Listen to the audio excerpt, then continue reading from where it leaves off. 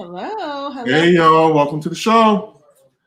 Come on in and grab a seat. Yes, I hope you have your drink and your snacks, and you're ready for a good show tonight. I am starving. I wish I had a snack. I went down and got me a little small drink. Oh yeah, I have some drink too, but it's probably not enough because I've been sipping on it. But it's probably not enough to hold me Oh, up. is that the tea? Yes. The tea that you've been making. Okay.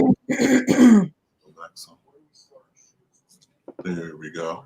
Come on in and grab a seat, guys. We're gonna get started. We're gonna share and like. Please share and like it.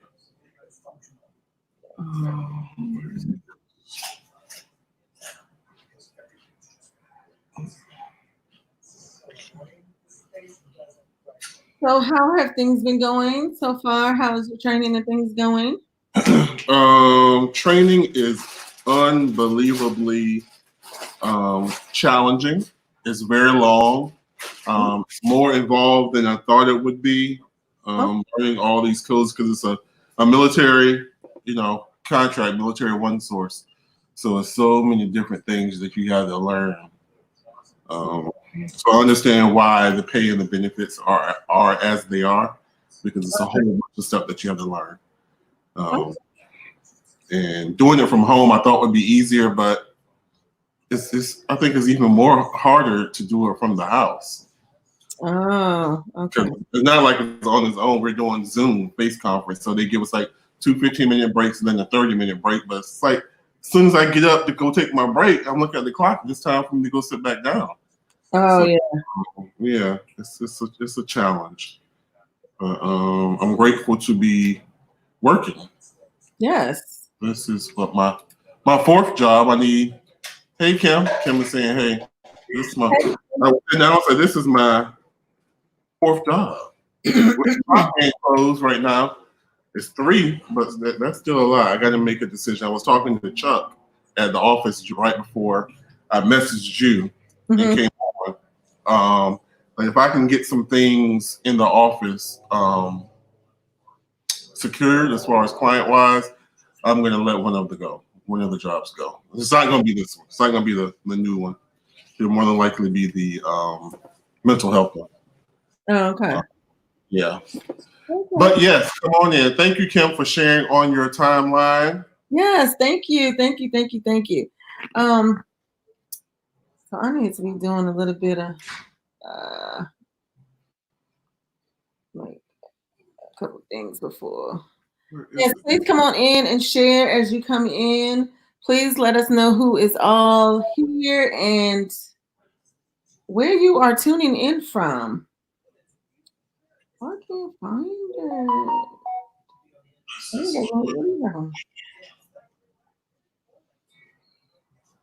I was trying to find it, but I can't. I don't know why. What's happening? Can't find what? Find us on. Oh, right here. Okay, there we go. All right. Lots of things. So everybody, what's going on in your week so far? Actually, so far, really, only Tuesday, but yeah.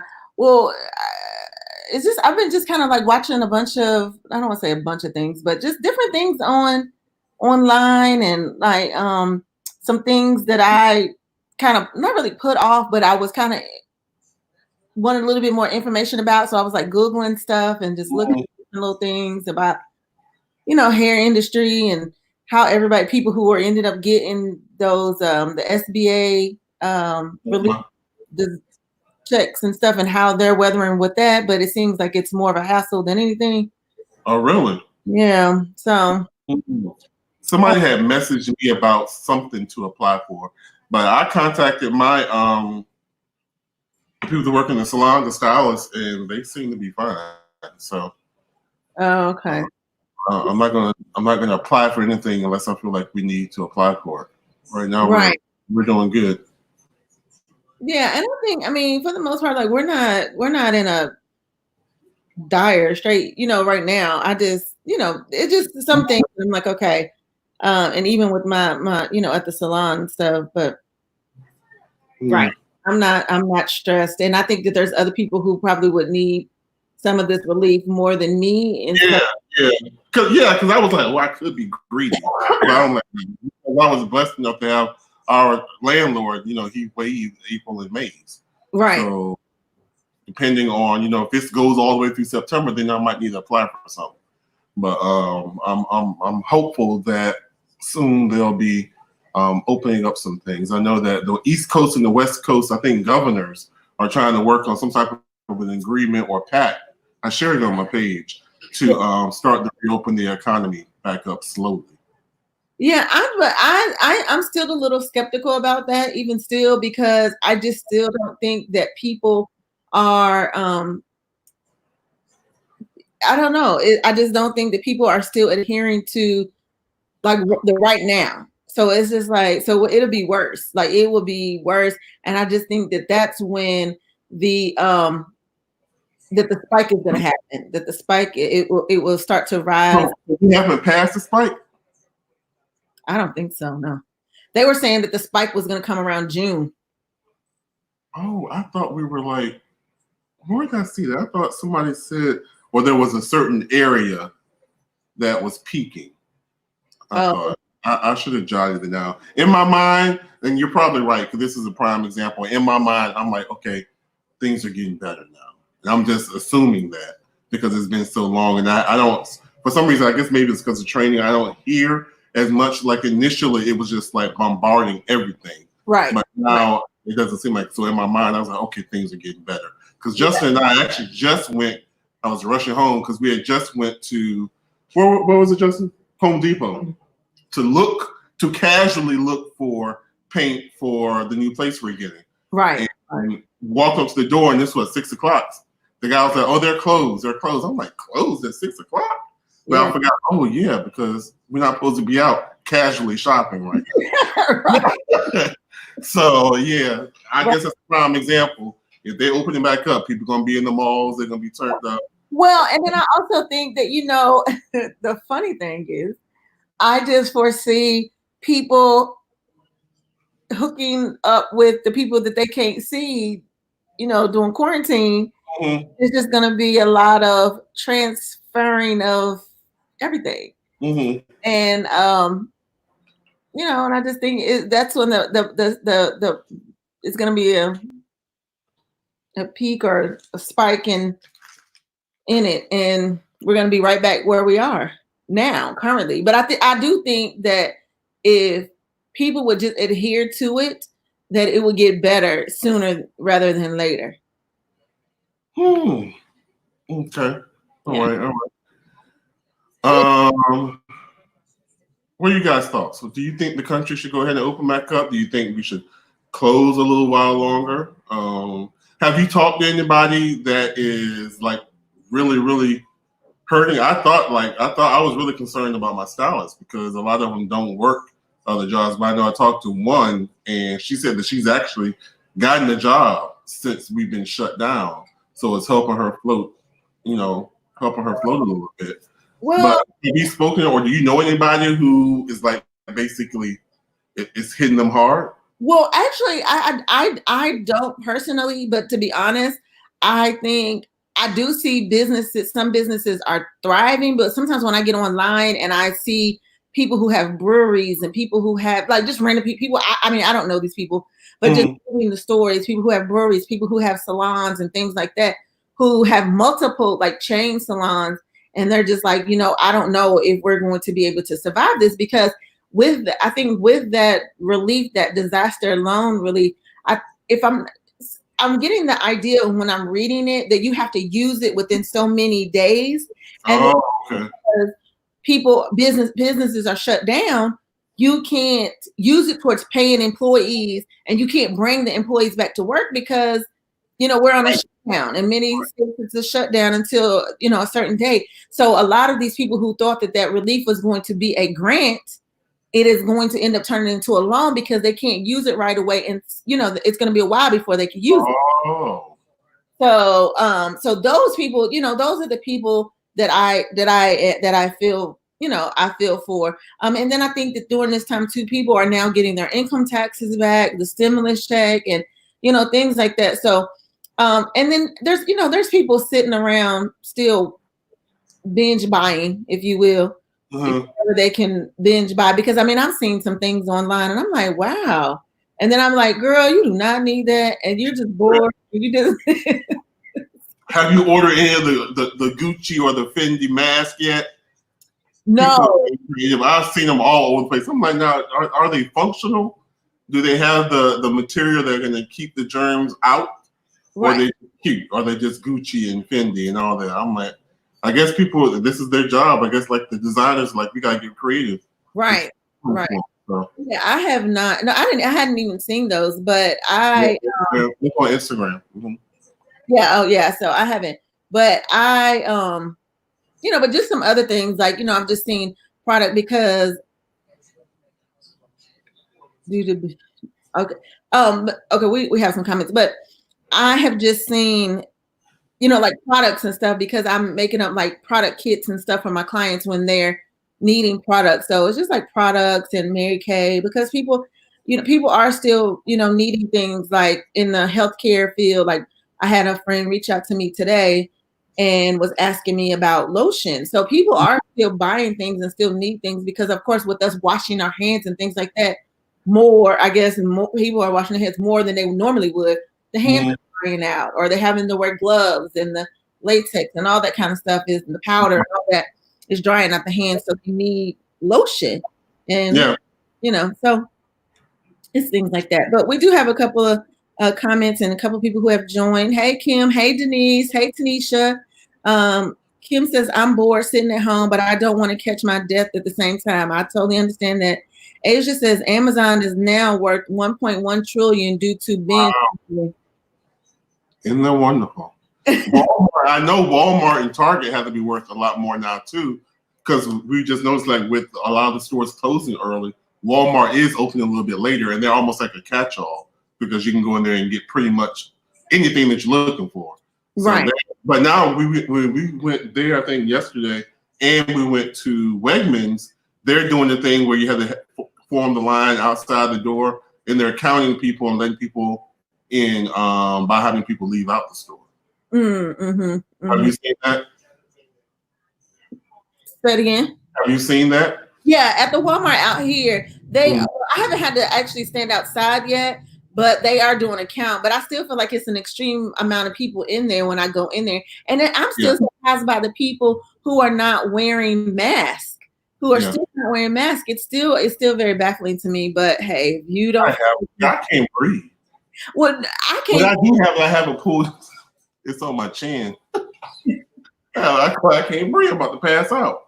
Yeah, I felt that way too. But I was just like, well, I'm gonna keep this bad. If I fall out, then just pick me up and just fan me or something. I don't know. All right. Anyway. What's gonna be our first topic here? Our first topic. Let's talk about cheating. Let's talk about cheating. Yes.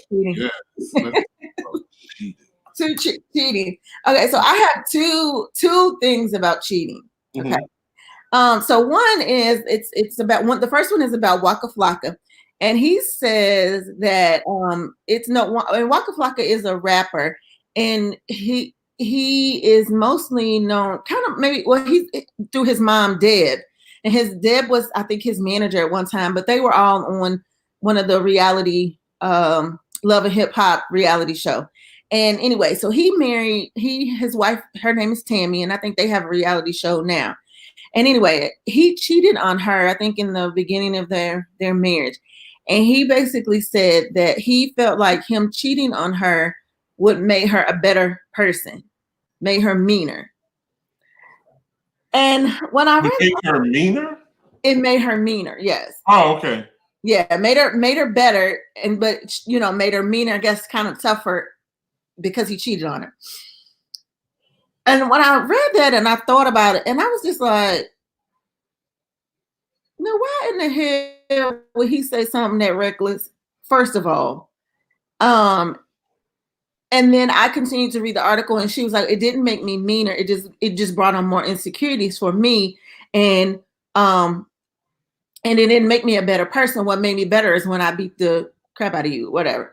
But my thought is, do people really think infidelity in a relationship will make it stronger? Especially if you stay. Like if you stay, do you think that infidelity has a way of making a person stronger or make a relationship stronger? I don't know if you go into it thinking that, but I have experience where it has. That's I've experienced where it has, yeah. It did stronger, especially if two people can have a conversation after the fact and really own up to what caused the whatever the extra relational affair was, and realize what needed to happen to make that not happen again. And then they actually did put the work to do it. Then it was good. In my case, it worked for a while. Of course, it ended, some years after that. But for a while, it did make the relationship stronger because we were cognizant of what at least triggered that time. Okay. Which was the avoidance, the being too busy. And then somebody, it don't even matter if they're cute or not. Somebody shows you that amount of attention that you're missing, things can happen.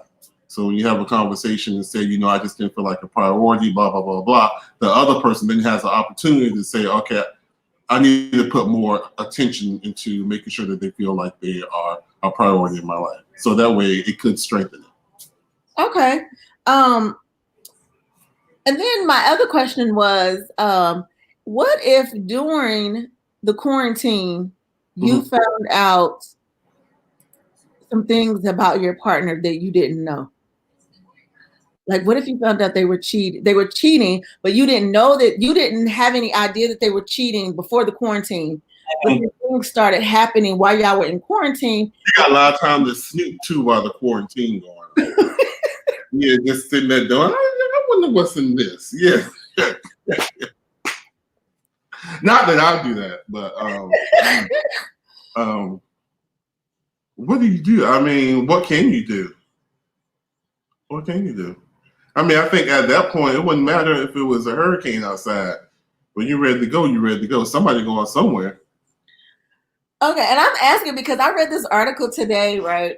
And this lady, it was about this young lady, and she was saying that she found out during the quarantine that her husband was cheating. And she basically said that she had no idea because he didn't, before the quarantine, like she didn't feel any different. Like he never gave her any sign that he was cheating.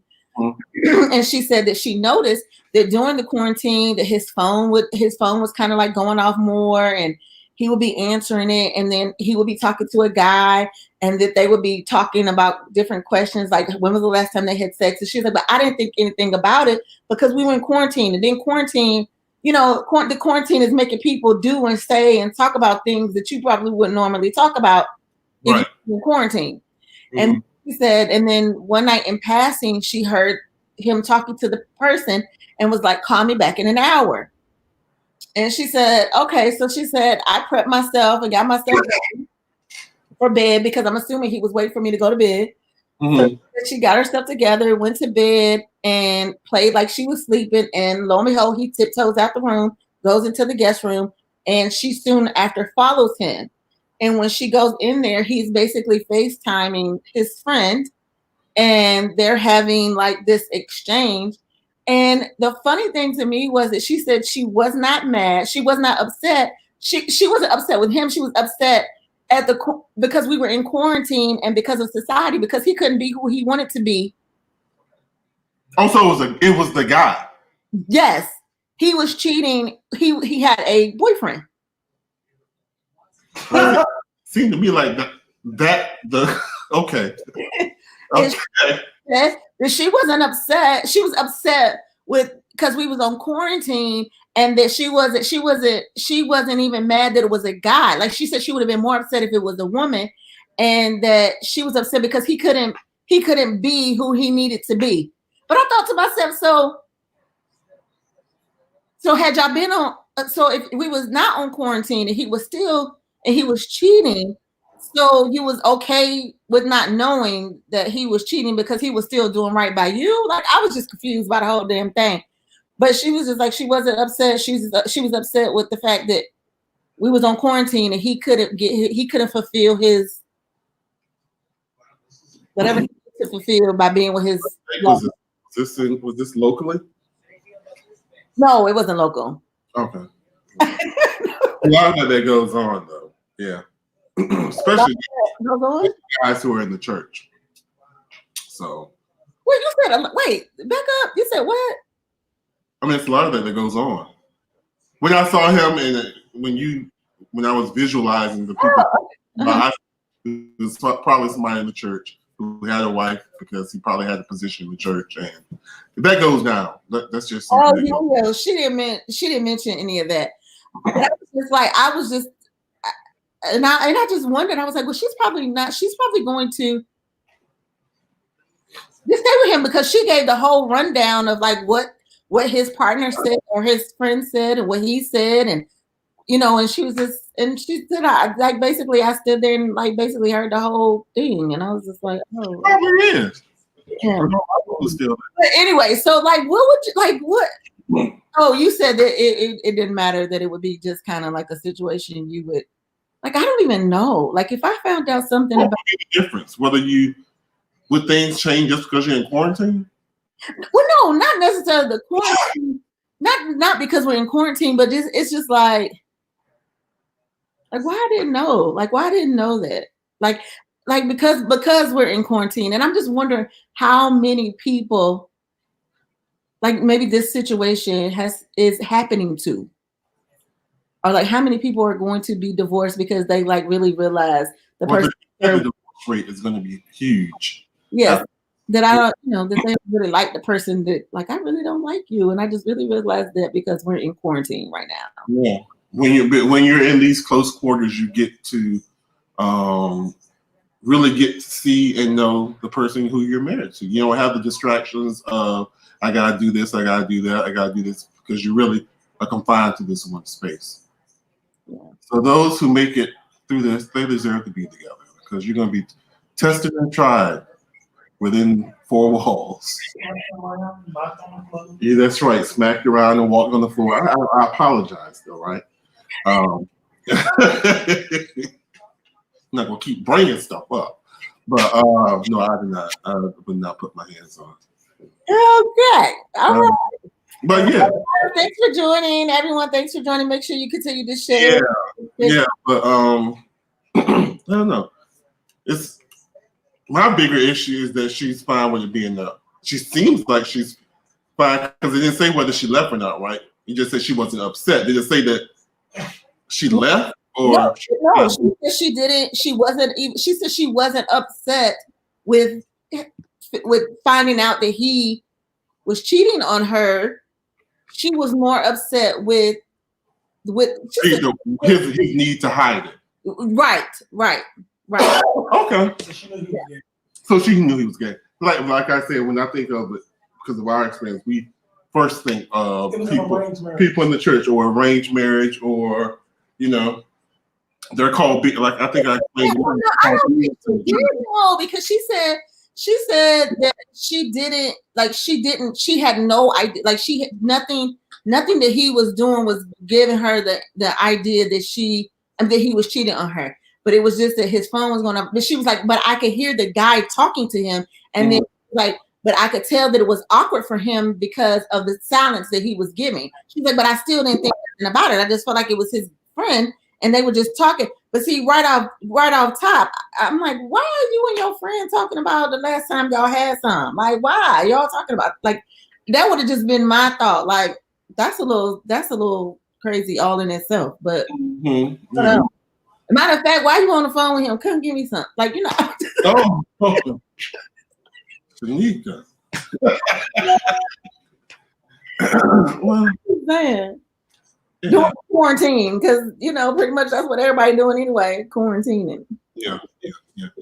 Okay, yeah, moving right along. We're gonna move on. So Tia Mowry, the one of the twins. Yes. She says that this global crisis should show you who your real friends are. But she posted something on social media that did not go over too well. But let me tell you a little bit about it. So this time may or may not show you who your real friends are. It says, the truth is, a lot of us are not okay. With death, depression, and uncertainty, running rampant through the country. Our mental health is very fragile during this time. And with the government mandating that everybody stay away from everybody, they're making ish easier. So, Tia made a comment on social media that she said, during this pandemic, you really see who your real friends are, who's checking up on you, making sure you're okay. She said, remember this when it's all over. So as I said, even though I'm sure her post was well intended, some users really thought her tweet was hateful and insensitive, and noted that under our current circumstances, many of our friends may not even be emotionally equipped to communicate with us. And somebody actually wrote in, what is this, Madame Noir magazine? Okay. During this pandemic, check on your friends, family, colleagues. Everyone is going through tough times, and this is not the time to test who is checking on you.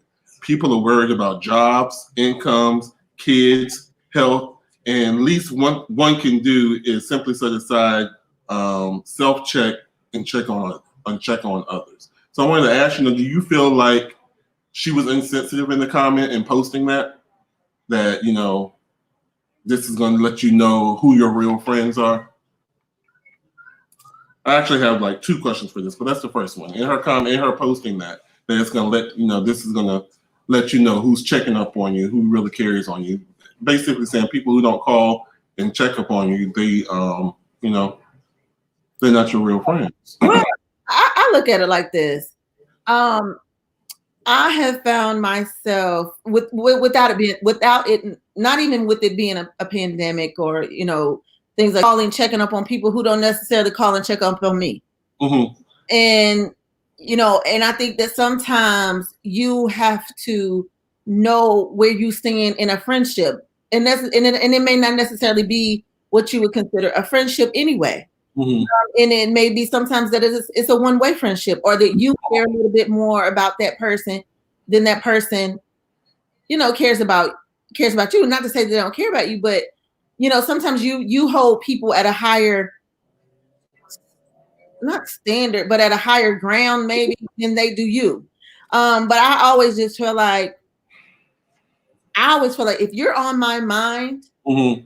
I'm going to call and check up on you, because I just feel like if you come across my mind and it's been years, months, days, hours that I've talked to you, you come across my mind for some reason. And if you constantly keep coming across my mind, I'm going to reach out to you. But anyway, to answer the question, do I think that she was insensitive for saying that? I think it sounds to me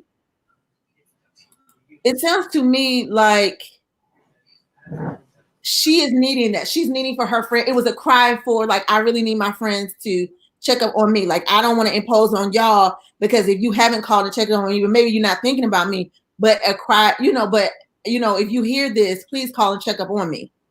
But I don't think that a friendship should be questioned whether somebody checks up on you or not. That's what I say, because I think different people have different ways of showing their emotions and whether they care. And I don't want anybody to judge me just because I have a friend who texts and calls all day. That's how she lets people know that you love them. That's not that's not my method of letting you know that I care for you. Right. For you to judge how you do something, or judge how I do something based on on your beliefs, you're gonna always read me wrong. So I don't know if maybe that needs to be a situation where somebody says, I notice myself reaching out to you more, and I do that X, Y, Z, and I know it's not reciprocated, just like whenever I guest said. And just for my sake, I would like to hear from you a little bit more, because that might be an effort that the other person may. Like for me, I'm not a person who, I know you and I have had conversations about hanging out more, doing more, talking more, and you will reach out more. I'm not the best person at doing that, but that definitely does not mean that you're not special in my life. I just called my sister. She's on the thing. I called her like out of the blue last week, I think it was, Kim, right?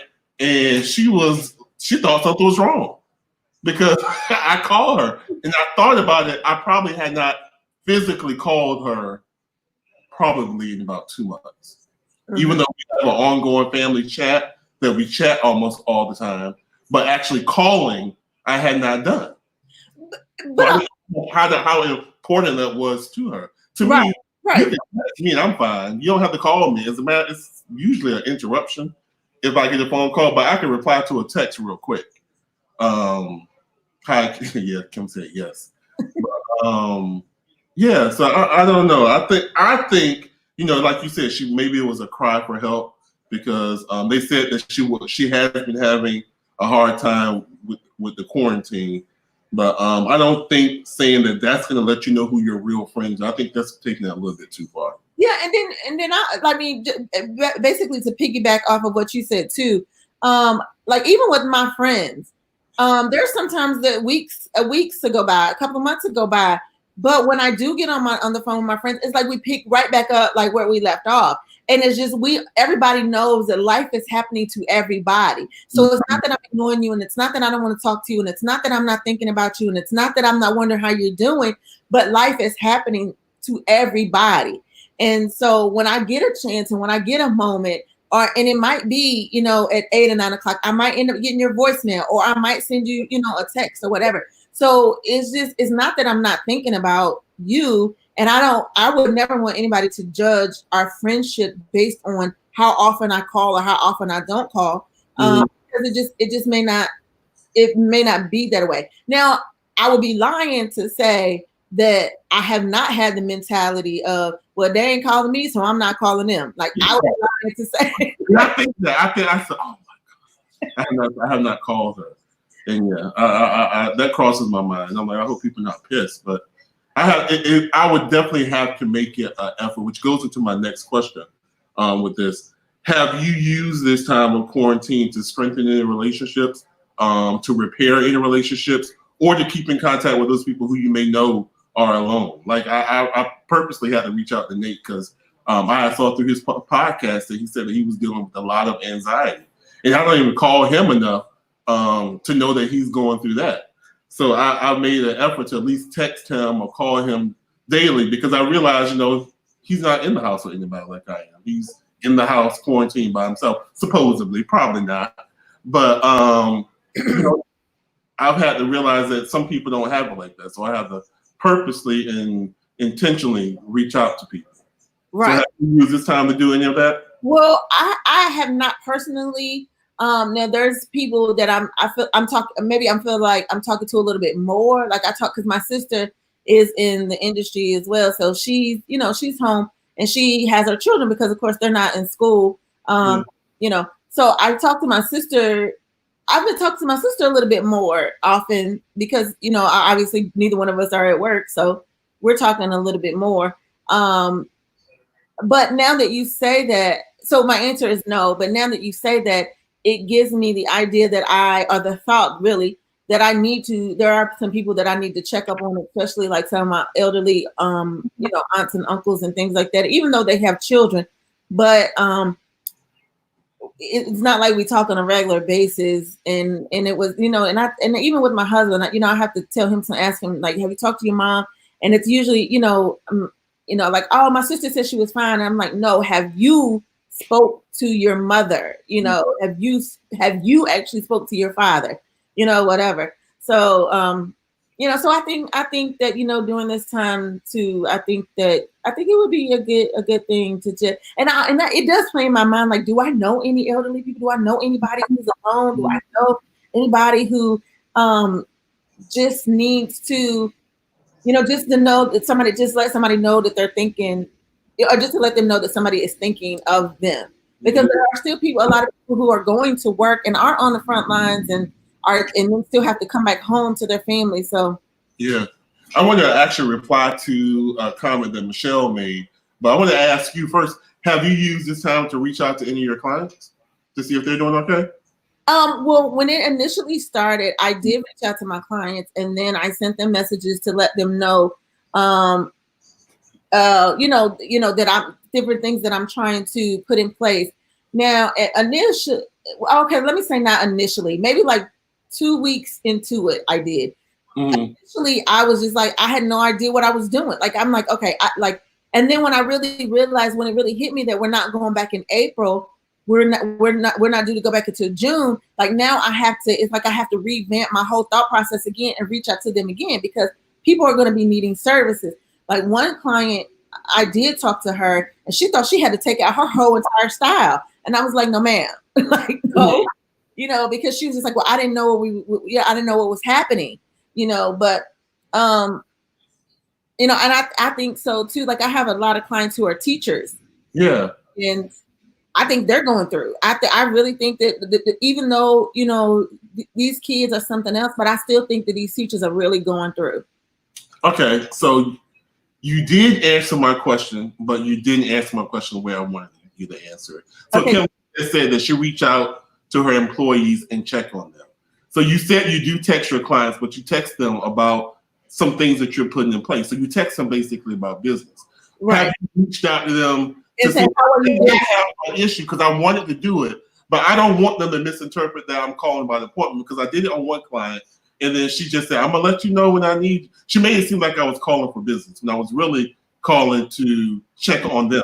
But sometimes I think that they misinterpret that, because okay, this is how I feel. So if any clients are on here, please listen to everything that I am about to say, okay? Because it does get misinterpreted a lot. Mm-hmm. So in the past, like if I haven't, because I feel like your clients share a lot with you, and my clients share a lot with me. So if I haven't seen them in a while, it's not that I'm calling you. Oh yeah. On you to see about you getting your hair done. It doesn't. I don't care if you went to somebody else, but if that's what you choose to do. But if you share things with me, in the last conversation that we had, it was kind of like you were going through. I'm genuinely calling to check up on you to make sure you're okay, because our last conversation, you were not really okay, or whatever. But but I totally get it. I totally understand. But maybe in the beginning of your conversation, you could say, this is not about hair. Mm-hmm. Me calling, checking up on you, because I understand that everybody is going through. Like, I'm just genuinely wanting to know how you're doing. No, why didn't I think of that? That is good. That is good, just to preface a phone call with, I'm not calling about hair, and I haven't. That's a good. Okay, I will try that. But Michelle, you said you're calling people that live alone. Show me what that call looks like. Tell me, how do you call people? Is that a quick call? Do you know? I'm just calling you to, how does that call go? Thanks everyone for joining. Yeah, you do. Yes. So thanks everyone for joining. If you could continue to share, if you have comments, go ahead and comment. I see a lot. Patrice joined, Julian joined. Thank you all for joining. But yeah, if you all, like when you all are calling people, or you have to reach out to people, what are you all saying to them? Because it's not like a person that you normally. Right. Because I've heard people say, don't be calling me now, and you don't normally call me. Well, yeah, that too. So Michelle, she said, I talk for as long as they want to. Right. So you're basically genuinely saying, no, I'm just calling to see how you're doing. So it could be a time for you to, I think somebody had told me, or I was watching, I was either listening to Steve Harvey, or I was watching something on TV, and they said the challenge was for you to go through your contacts list. Okay. Or each day you to go through a category, like the A's, B's, C's, and then you to pick a person from each one of those just to text or call them and let them know that you're thinking about them and check on them. Okay. That's something I could probably do, because it will help the people that you haven't gotten in contact with, rekindle that, and then just give you an opportunity to show some random person that may not have anybody that somebody's thinking about. Right. And and because I like even with another person that I did reach out to, she thanked me for reaching out to her and things like that, and and I think that during this time, I would like to think that people aren't necessarily like, you haven't been calling me, and then you haven't been calling me, so why are you calling me now? I'm thinking that I would like to think that mindset is to the side. They out there. I'm sorry. Yeah, you know how you read through Instagram and read what people say? I'm like, oh, how petty, but yeah, they're out there.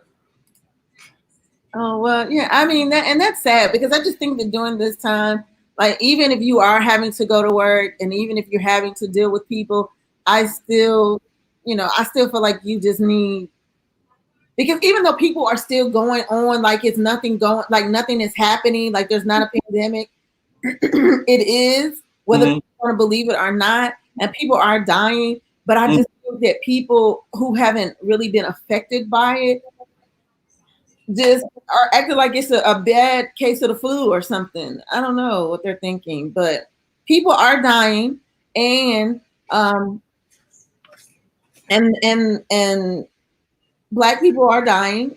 Mm-hmm. Like white people are dying. Like they try to say that black people are getting it, and black people are dying. And it's almost like they said it's at a higher rate. So, I really do think that during this time, you do need to check on people, and you probably do need to ask them, are they okay? Or do they have a fever? Are they coughing? Do they have stomach aches? Do they have food? Do they have, the bare necessities? Do they have toilet paper? Do they have this? Do they have that? Or whatever the case may be, because people, I think people are still prideful. People are still prideful, and they're not going to tell you. And there's no damn toilet paper on the shelf. So not because you were one of those people who were hoarding toilet paper, like it might be some people around here without toilet paper and hand soap and stuff. So I mean, I just think that you probably do, because we are not so quick. We already were not so quick to go to the hospital and to the doctor before the quarantine, before the pandemic. So I just think that now, people may be mistaking that cough or that sneeze for allergies, and really you may have been exposed to the coronavirus, and you're not going because you think it's something simple as a cold or something. So I do say reach out to people, even if you haven't spoke to them in a while. Reach out to them anyway. Yeah. Do you have a topic, or did you want me to go to the next one? Okay. Well, we did have a couple of comments. Michelle says, I haven't gotten any rejections. Some people are lonely. Exactly. Kim says, I'm gonna try that more, Packy. She also says, I'm in Ohio alone, and I have one friend that her and I talk every day, all day. We both had to close our store. Kiara says, hi. Hey, boo. Michelle says, if someone blows me off, that's on them. If someone is on my mind, I will call. Julian says, sorry to hear, cuz glad y'all are there for each other. Kiara said, no one calls to check on me at all. Laugh out loud, virus or not. Girl, That is terrible. that is my sister, and she is. I know that is terrible, Kiara. Yeah, and then didn't I just say that we was talking? See what I'm saying? I can't win for losing, Lord. Okay. Yeah. But yeah, I do have a question actually that goes back to relationships and even friendships and during this time, and even got back to what Tia Mari says. Do you think that in relationships, in friendships, that there should be like an evaluation, like an evaluation of friendship, an evaluation of relationship? A check-in? I guess. Is that what you would describe it? Is that what you call it? Is that what you would call it? Oh, that was another. I get my friends and stuff. But yeah, we have relationship check-ins from now. Every now and then we have, check in to see how things are going. Any issues come up that you're holding on to that we need to talk about. So yeah, friendships. Exactly. I don't know what that would look like, but I think as soon as, if you are truly a friend, not an associate, but you're a vested friend, then yeah, I think it should be something that where if something comes up, you should feel comfortable to address it right then. I don't know how a random check-in would go, but I'm definitely a proponent for if something comes up that you do something that I don't like, me to approach it right now versus letting it fester. How would you do a check-in for a friend? Okay, well, so let me just read. This is Judge Toller. It's about Judge Toller. Judge Toller says in an interview about lockdown relationship survival guide that her and her husband have healthy disagreements. She refers to them as annoyance exchanges. She said, you have to remember that in any dispute, the first battle is with yourself. Be mindful to fight the problem and not each other. The first battle is with yourself. It was a very profound statement to me. So I think that, and my question based on that was, do you think you listen when your significant other has annoyances about you, or do you get on the defensive? And I think that even in your significant other or a friend, because I think our first instinct is to be like, what are you talking about? Mm-hmm. Like, that's not me. But then it's like, what if that is you? Like, what if that is you? And I have a habit of like, for me, like I try to um check myself so that nobody else does. But I also find that other people will say to me, like, in that either my friends that I'm in friendships, have friendships with, or building friendships with, are like, okay, this is how I am. So you never have to question that, or you never have to worry about that. And if you ever have anything to say, then you could say it, because I'm not that type of person. I'm not going to be offended. I'm trying to be a better person. I'm trying to, be better. So you could tell me, and it's okay.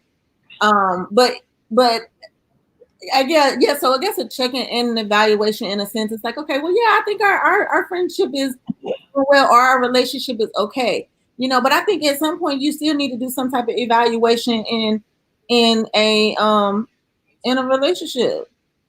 Like, I just. Yeah, I mean, we do it, and initially, I do take a defensive role. I mean, internally, I don't necessarily, rebuke everything that comes out their mouths, even though a lot of it's wrong.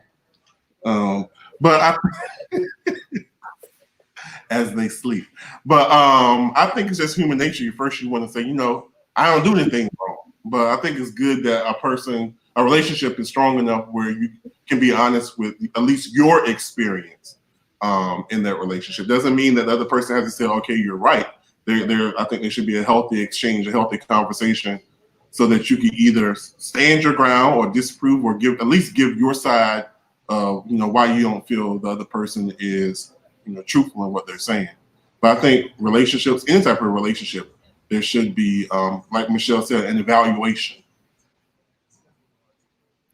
Yeah. So and it's just, I think that I'm learning that now with my friendships. Like with my husband, it's like, okay, you know what? I'm not even going to say I have that on lock, because I don't. I think that even with my husband, because I think that it can be a little bit disheartening when your partner says things to you that some annoyances that they have about you.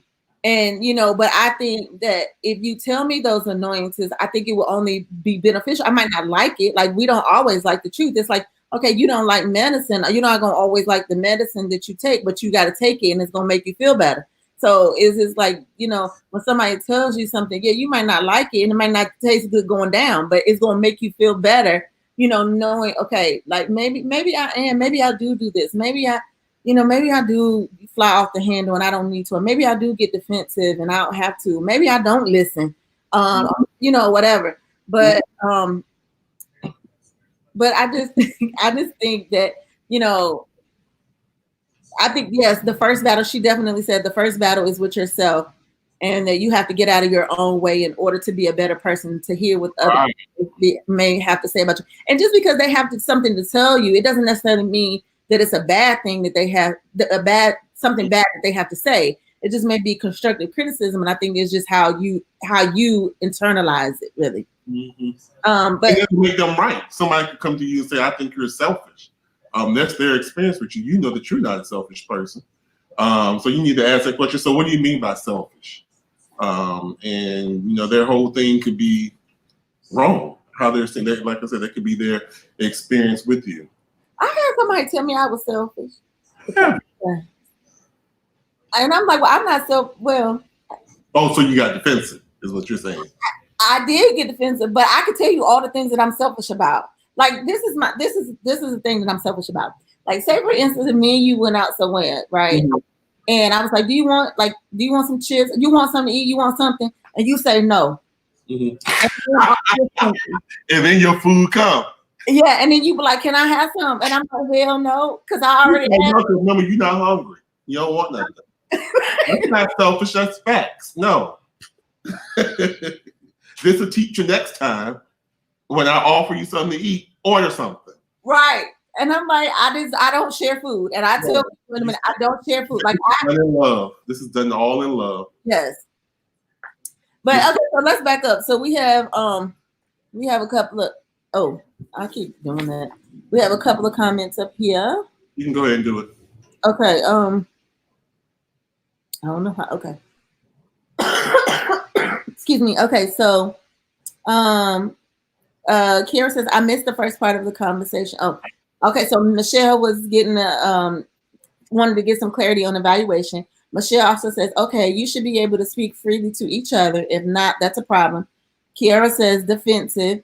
Julian says, I don't know what. I don't know what's happening. Definitely. Is it freezing or something? Oh, definitely. I don't know what was happening. I keep thinking that. Oh, here we go. Patrice says, truth to be able to talk all the time. I couldn't deal with an evaluation. It seems like work. Kiara says, cause how dare you have a problem with me? Laugh out loud. Just kidding. Honestly, I get defensive and I take it take it in, and sometimes it results in me getting down on myself. Sigh. Julian says 100. Michelle says insecurity. Insecure people typically can't handle constructive feedback. And then Kira says, I agree. If the friendship is true, you should be able to talk all the time, regardless of what part of life is happening. And then Michelle has, I think that's a laughing face, maybe? I can't tell. Yes, laughing faces. Okay. Yeah. So, but back up to, let me go. I wanted to go back up into Patrice and when and kind of clarify a little bit when I say an evaluation.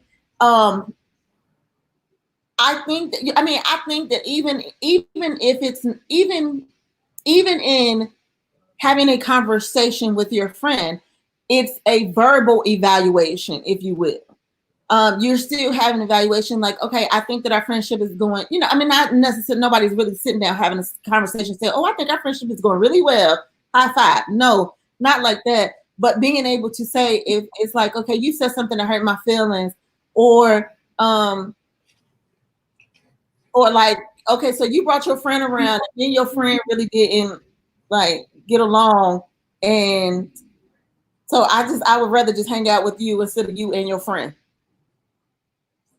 And being able to say, or just being able to say what you need to say to them. But to me, it's still in an evaluation. It's still an evaluation of the friendship. It's still an evaluation of the relationship. But she says evaluation sounds like you're not getting what you want from the relationship. Talk to them and tell them what you need.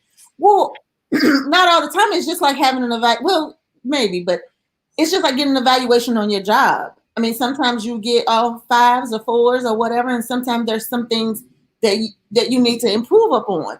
And I think that's just like in a friendship and in a relationship. It's like, okay, how can our friendship be better? Or how can my relationship be better? And I think that in conversation, you say like, well, we're not spending enough time together. Or obviously in a relationship, we're not doing enough of this together. We're not, whatever the case, whatever your annoyances are, or whatever your concerns are, or whatever. I think what helps us when we do our relationship check-ins is that, it might not work for all situations, but we don't do them when there's a time of conflict, because that's going to automatically put people on a defense. So when we check in, it's during when times are good. How do you think things are going? And that way you're a little bit more receptive if they have something. And usually they're not trying to hurt you verbally, because when you're upset, you don't care how you deliver stuff. Right. But they're a little bit more sensitive how to deliver, whatever quarrels or, whatever is going on, any issues they may have. I know that helps us that we don't do it when we're upset. Mm-hmm. So maybe if your friends, don't do it when there's a problem. Do it, when you guys just out eating, so you know how things are going. And then last you did something, girl, that really kind of pissed me off, where y'all can laugh about it, versus if you do it at that moment, it may be taken, defensively. Does it ever turn into an argument? Because it's like you don't intend. It doesn't turn into an argument, but I think the tone, it'll be it may be a debate. That's not what I meant, back and forth like that. But we're not arguing as if we were in the heat of the moment, still upset about the issue. Okay. Yeah. There'll still be an exchange, because we two both alpha personalities. So yeah, there'll still be that exchange, but we're not trying to kill each other. We're not trying to use our words to see who's going to fall out first, like we Right. do when we Right. normally get upset. Okay. Like who's gonna win this word exchange And right here? exactly. We go with hands. Exactly. But yeah. Okay. So I have another topic because we're kind of paused on that one. But okay. So Nicole Ari Parker and Boris Kojo, we had talked about them a couple of weeks ago. They've been married for I think 15 years. So they had a show back in the early 2000s. There was a daytime show where basically they were giving couples tips on how to keep the spice alive in their relationship and everything. And she recently did a podcast interview where she said that it's been hard lately with Boris to keep the magic alive in their relationship. She said that it's starting to fade. She said that she feels more and more disconnected from him. And she mentioned that he made a stronger effort to win her over when they first began dating, way before the marriage and the kids. She said, sometime in the last year or so, I thought, I wish he was my boyfriend again. I don't necessarily want to be single. She said, I don't necessarily. That kind of troubled me. I don't necessarily want to be single, but I miss the single life. I miss the text messages for no reason. I miss the coming up behind me when I'm scrambling eggs and just kissing me on the back of the neck. She said, I'm being general here, but I'm just saying there's the trappings of being single. She continued to say, I personally believe that if you're in it for the long haul, that freshness and newness is still possible if you talk about it. Be like, look, I know we keep talking about date night, but let's just go ahead and have date night. I know we talk about kissing and texting for no reason, but the last time you texted me was over the cabinet guy. So I want to ask you two questions. I have two questions. Do you think that it's really realistic in today's time with the average couple, to keep a household functional, bills paid and everything else, for you to have that constant spice throughout the whole marriage? Is that realistic to you? As you ask of the hopeless romantic. It's not that you want it, but is that realistic? She said the person coming up behind you, and what I think, okay. I think it's realistic up until the point that you have children. Really? I do. Children. Are you okay? I do. I think that it's because okay, and I'll say this. Because the dynamic, okay, and I think that it's also different because depending on how demanding your spouse's job is. My husband's job is very demanding. It always has been. From day one of us being married, my husband's job has always been demanding. He's been gone, 6 to 8 months at a time sometimes, and duty and different things that keeps him away from home. And so then when you add a kid, like when it's just you two, and then you're trying to work out the kinks and the knots and just you two, and then a baby isn't added into that. It's like, so now you're working out the kinks and the kinks and all that, and then you have this baby that you're trying to figure out, and then the baby needs things, and then you are needing things, and then he's needing things, and everybody's needing things, but nobody's emotional love tank is getting filled but the baby. And then even sometimes the baby gets lost in the mix of all that because then you're still trying to figure out your relationship. But I think your relationship still has a survival. Not that when you add kids in the mix, it doesn't have a larger survival rate. But I think that the relations and the fun and the date nights and the kisses and all of those no longer become a priority anymore. Mm-hmm. And you forget about well, let's just okay, hey, how about I meet you at I'll meet you at the restaurant and we can have a drink. And then not going through your mind, like it's like, okay, well shit, well, who got the kids? Where the kids at? Did you know what I'm saying? So it was different when there's not kids. When you start involving children, the dynamics is different. So are you saying there's nothing that can be done? No, I'm not saying that there's nothing that can be done because I still think it's a priority. It's a priority. But I think that people, believe it or not, in my perspective, people are living more. How do you say it? How do you say business? They have more of a business relationship than they have a marriage. Like she said, the last time you text me was about when the cabinet guy was there. And it's like, okay, so it's more of a business casual kind of relationship versus we have a relationship. It's like, okay, we're gonna have date night. So meet me over I'm gonna meet you at the bar. And then I come up to the bar and I'm gonna pretend like I'm your girlfriend or I'm just coming up to the bar. Like you do more role playing when you're married, like when you're married and kids and all this, and we're working and we're trying to make ends meet and we're trying to make sure this, that, and the other, all of those things overshadow what really brought y'all together. Mm-hmm. And then you go from like, okay, like I really did enjoy this person, but then all of these things kind of diluted what we had, and it's like, okay, I just don't even want to. I just don't want to do this anymore. Yes, you feel disconnected, and to me, in a sense, it's like women to me, women just we just want to know. Like I feel that. Like I felt that when like just coming up behind me, just kissing on me like you used to do. Like when they say you. don't think it's. I don't think it has anything to do with gender. Men. I mean, everybody likes that type of attention.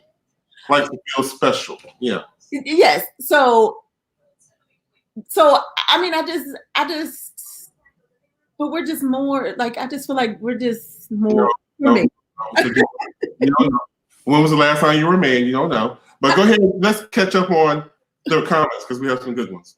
You can start with Kim. Okay, wait. How far back are we going? Went up to Kim where she said what you did. Wait a minute. I'll put them on. Oh. What you did to get her, you have to do to keep her. I believe that's so hard because usually when you're trying to get somebody's attention, you're doing a whole bunch of stuff. I know I do. I do a whole bunch of stuff that I can't even imagine doing for the duration of the relationship. Well, why? I don't have that type of time. And if you would ask me in the courting process, I would tell you don't get used to it. But you're trying to put a good foot forward. So what? Okay.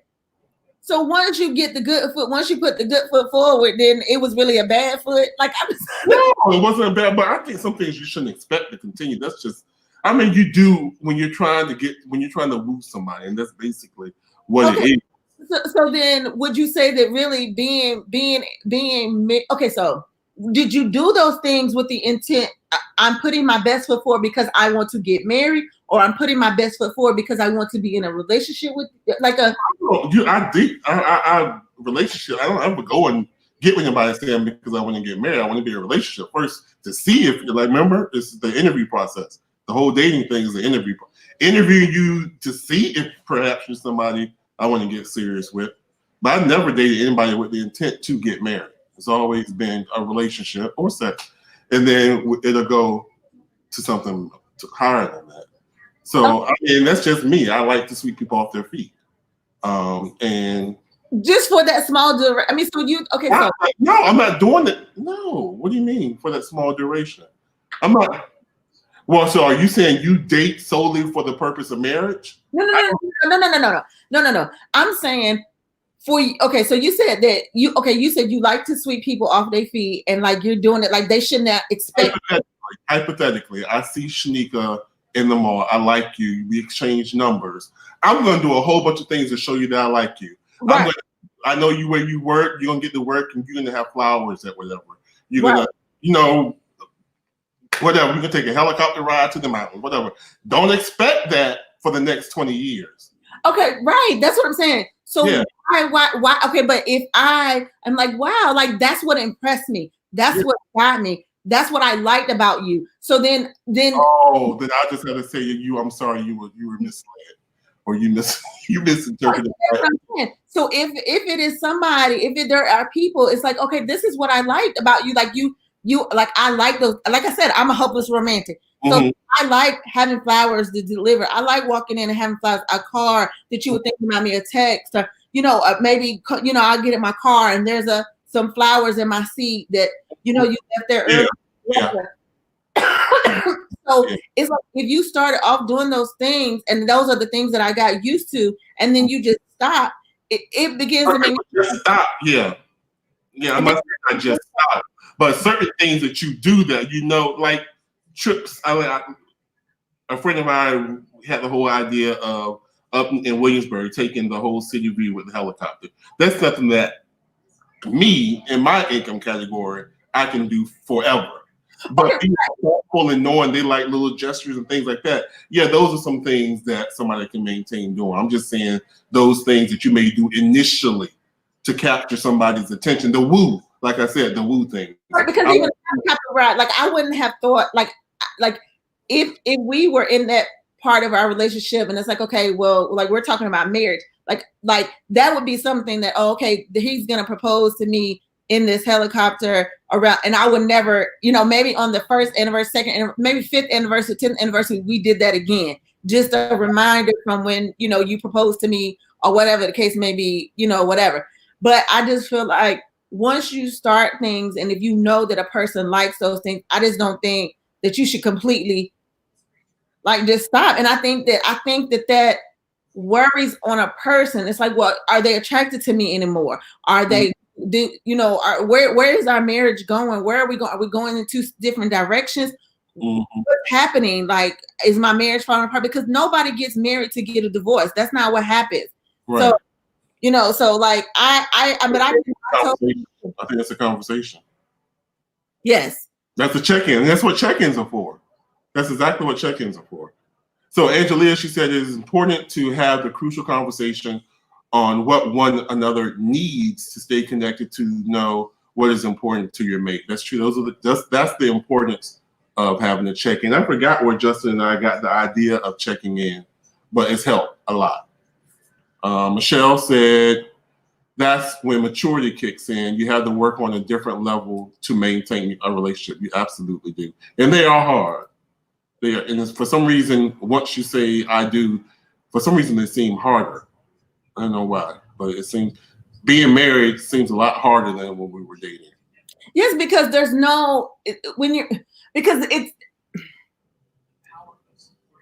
because everything becomes, it's like, okay, it's like they have to run, like you're running things past each other. And it's like, okay, I'm really adulting now. Like, I just want to have fun. I want to go back to that time when, like I said, you past each other. Huh? That's probably why I'm having such a hard time. I didn't know you're supposed to run things past each other. Why would I do that? For what? Okay, Kim says kids are not. You still have to, I think she was saying kids are not the issue. You still have to make a personal time for each other, I think. Cheryl says hi, cuz. Michelle says there is a season where parenting drains you. You have to schedule couple time. Mm-hmm. And then Angelia says, want to keep it how it is so you can never say how it used to be. Yes. Oh, sorry. Relationship's supposed to be 50-50. And, and then Kira says, why not? And then, it's a lot. Okay. Kim says, romantic gestures should always be in a relationship. Cheryl says, but have to keep it up once you start. Person still be looking for that to continue. Michelle says, agreed. Cheryl says, relationships is work. Communication, very important. Kiara says, because when you're married, it seems like more is expected. Yeah, it's a lot of have tos versus I want tos when it's married. Right. So I just think, so when there's things like when I say, run things by one another, it's like, when you're making big purchases, or when you're, when you're making big purchases, when you're, just certain things, it's like, okay, well, I'm going to stop. Or like if my husband is stopping off somewhere before he comes home, he'll just call and be like, hey, I'm going to stop by such and such on the way home. Because if you know that your spouse is home by a certain time and they're not home, it's just like, well, dang, did something, like, are they okay? Did something happen? You know, it's like, okay, I'm calling.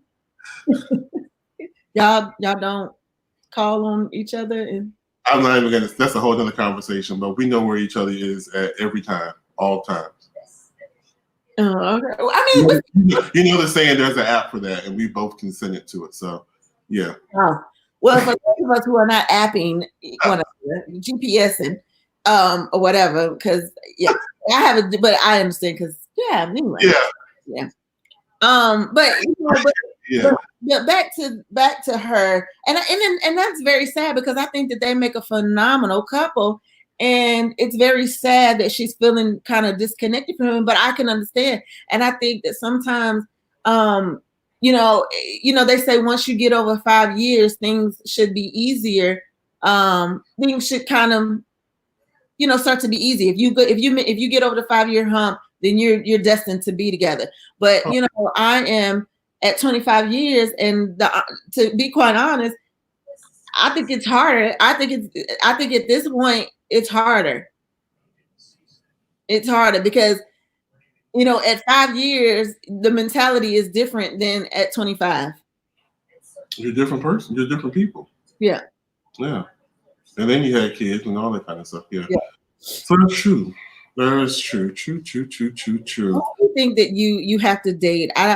You have to date. You have to laugh. You have to cuddle. You have to spoon. You have to make an effort. Yes, you have to. What happened, like you said, and especially when you have the more you have into the picture, like you have the kids, you have careers, you have as you get older, you have elderly parents that may come into the picture. So you're going to have distractions. So you're going to definitely have the number one want to be together. And then number two, you're going to have to know that you're going to have to put the effort into it. And I realize now it's a lot of things. So I guess somebody could call me selfish because it's a lot of time. For me, which was another thing I wanted to talk about, which I'll carry over to next week. I still have a lot of things that I want to do. So it's a lot of still I in me. So I know that I have to make an effort to, number one, reach out to people more, be more proactive, to reaching out to people on their own terms. Some people don't want to get a text from me. They want to hear me. So I have to put the extra effort in to do that. Checking in with my spouse, doing things like Nicole said, those little things that she wants. As far as sneak up behind, a little kiss here or whatever, which is going to take an effort. But like Michelle said, that's where maturity steps into the picture. And, that's something I'm going to have to work on. And it's very important. And I'm glad that you said that I, because I think, and he'd probably be like, for real, sneaking. But my husband used to do that a lot. He would be like, it's my, this is my. And I'm like, in the beginning, because I just think that he was so used to, it's my stuff. It's my, this is my, that. But then, because, and I think that in the long run, the mentality of that is still there. And then when you make decisions about life and like what the future looks like, you don't process the other person. It's right. Like, it's your vision. Your vision of, right, of how things are to be. And then, and that's probably kind of like how I would almost think, and it wouldn't even surprise me if she said that. It's like, are we going in the same direction, or do you have your vision and I have mine, and we haven't brought those visions together to figure out that we're going in the same direction. Right. So, for me, that's kind of where and still going in the same direction, because like in my last relationship, we were on the same path, and then all of a sudden their vision changed, and that's where things were wrong. But it was never communicated, because if it had been communicated that we no longer want these same things or value the same thing, then things could happen sooner. Right. Let's catch up on some of these comments before we have to go, because I have to eat. Yes. My cousin Cheryl said, all about how much you love that person. Just have to do the work. Even the small things person do to help keep the marriage or relationship going. That's true. She said people change. They do. People change, and what they want changes. Yeah. Michelle says, it's sad that she is putting it out for public consumption. Amy says, Lord Jesus. And she says, geez, I don't know, too much work. All right. Yeah. Well, that was good. Thank you all for tuning. Thank you for being so involved and interactive. It makes the show go by a lot faster. Yeah. Thank you for everybody who tunes in every week, and thank you for our newcomers. We really appreciate you getting involved. We only have 2 more shows, and then Shanika said a month, but it's gonna be a little bit longer. You said what? You said it was gonna be a month. We were gonna take a month off, but we're gonna probably take 2 months off. We'll talk about that. Yeah, look at her eyes. Look at her. Hey, I'm moving next month. A lot happening. Oh, I know you got a lot going on. Yeah. I mean, that may actually end up working itself out though. Yeah, we'll see.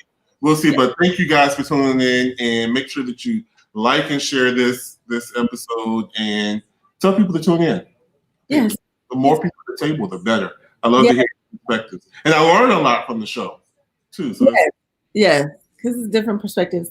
But yes, thank you all. Have a great week. Stay safe, wash your hands, wear your mask. All that. Yes, don't hoard the products. Yes, definitely don't do that. If you need to call us because we got all of it. Yeah. If you don't have to be out, stay home. Right. All right. Thanks. All right. See y'all next week. Bye-bye.